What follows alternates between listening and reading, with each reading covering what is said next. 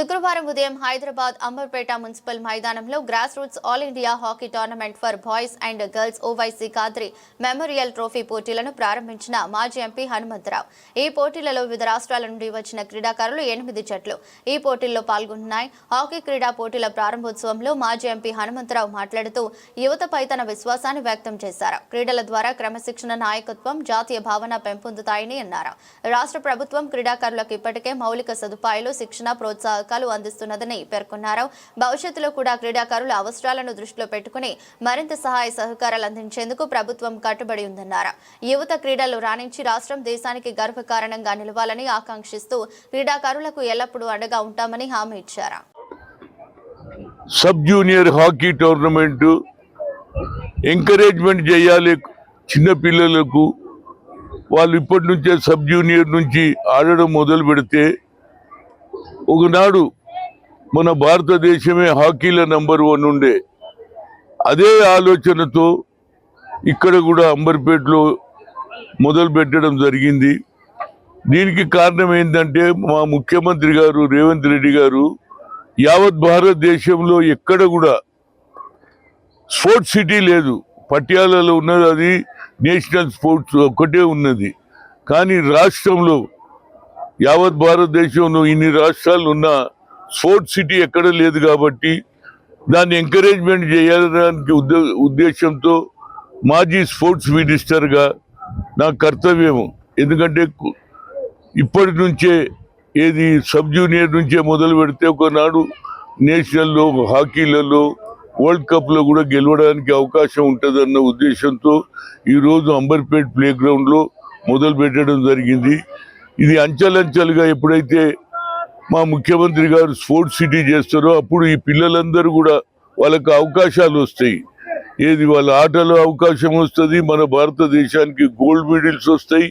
అదేవిధంగా వాళ్ళకు కూడా మంచి ఎంకరేజ్మెంట్ ఉంటుంది. వాళ్ళ భవిష్యత్తు కూడా స్పోర్ట్స్ ఆడినటువంటి బాలబాలికలకు తప్పనిసరిగా న్యాయం జరుగుతుందనే ఉద్దేశంతో ఇది మొదలు పెట్టాం. తప్పనిసరిగా సక్సెస్ అవుతుంది అనేది నా ఉద్దేశం. అదేవిధంగా ఇక్కడ ఉన్నటువంటి మున్సిపల్ కార్పొరేషన్ కూడా నేను కోరుతున్నాను. ఎందుకంటే ఇప్పుడు ఆల్మోస్ట్ 300 మున్సిపాలిటీస్ ఏది వార్డ్స్ అవుతున్నాయి. అందులో కూడా మీరు ఎంకరేజ్ చేస్తే ముఖ్యమంత్రి గారి ఆలోచన తప్పనిసరిగా సఫలమవుతుందనే ఉద్దేశంతో ఇవాళ నేను మొదలు పెట్టాను.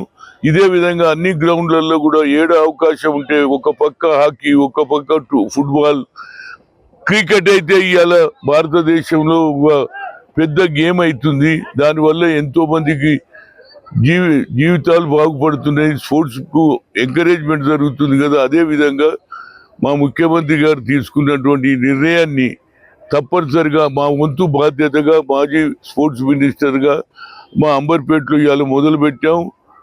భగవంతుడు తలుచుకుంటే తప్పనిసరిగా మా అంబర్పేట నుంచి బాలబాలికలకు కూడా ఏది హాకీలో మంచి స్థానం వస్తుంది అనేది నా ఉద్దేశం. దీంతో పాటు చిన్న చిన్న దేశాలలోనే ఎన్నో గోల్డ్ మెడల్స్ వస్తున్నాయి. అదే ఆలోచనతో రేవంత్ రెడ్డి గారు స్పోర్ట్స్ సిటీ చేస్తున్నారు. ఆ స్పోర్ట్స్ సిటీకి ఎంకరేజ్మెంట్ చేయాలంటే ప్రతి ఇవాళ ఏది 300 వార్డులు అవుతున్నాయి. ప్రతి వార్డులలో కూడా హాకీ, ఫుట్బాల్, ఎందుకంటే ప్రతి ఒక్కరు కూడా క్రికెట్ ఆడుతున్నారు. దీంతో పాటు ఫుట్బాల్, హాకీని కూడా ఎంకరేజ్ చేయాలనే ఉద్దేశం. అదేవిధంగా వాలీబాల్, బాస్కెట్బాల్ ఇవన్నీ ఉన్నాయి. కానీ హాకీ అండ్ ఫుట్బాల్ను కూడా, ఎందుకంటే కేరళలో, వెస్ట్ బెంగాల్ అనే ఫుట్బాల్ బాగా ఆడతారు. అదేవిధంగా ఒకప్పుడు మన హైదరాబాద్లో ఏది హైదరాబాద్ పోలీసు కానీ, సెంట్రల్ పోలీసు కానీ, అదే సిటీ కాలేజ్ ఓల్డ్ బాయ్స్ కానీ ఒకప్పుడు మన హైదరాబాద్ నుంచే 7 పేర్లు మన వాళ్ళు వరల్డ్ కప్లో ఆడారు. జుల్ఫికార్, నయీం, అదే తంగరాజ్, ఇటువంటి వాళ్ళు ఆడినారు. అలాంటి స్పోర్ట్స్ను మా ముఖ్యమంత్రి గారు ఎంకరేజ్ చేస్తారనే ఉద్దేశంతో ఇక్కడ మేము మొదలు పెట్టాము. అదేవిధంగా అన్ని మున్సిపాలిటీ గ్రౌండ్లు ఉన్నాయో అక్కడ కూడా ఫుట్బాల్, హాకీని ఎంకరేజ్ చేయాలి. అంటే ప్రతి ఒక్కరు క్రికెట్ ఆడుతున్నారు. తల్లిదండ్రులే క్రికెట్కు ప్రాక్టీస్ చేయడానికి రోజు స్కూటర్ మీదనో, కార్లనో తీసుకుపోయి పిల్లలకు ట్రైనింగ్ ఇప్పిస్తున్నారు. అదేవిధంగా ఫుట్బాల్, హాకీని కూడా ముందుకు తీసుకుపోవాలనే ఉద్దేశంతో ఈరోజు మొదలు పెట్టాను. భగవంతుడు తలుచుకుంటే తప్పనిసరిగా మన తెలంగాణకు మంచి పేరు స్పోర్ట్స్లో కూడా రావాలి, నంబర్ 1 సిటీ కావాలి అనే ఉద్దేశంతో ఆయన మొన్న సబ్మిట్ కూడా పెట్టడం జరిగింది. దీంతో పాటు స్పోర్ట్స్ను కూడా ఎంకరేజ్ చేయడానికి ప్రతి ఒక్కరు కూడా కంకణం కట్టుకోవాలి.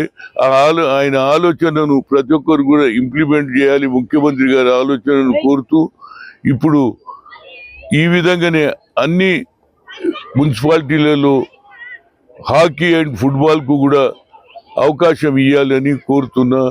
ఇది తప్పనిసరిగా సఫలమవుతుంది అనేది నా ఉద్దేశం.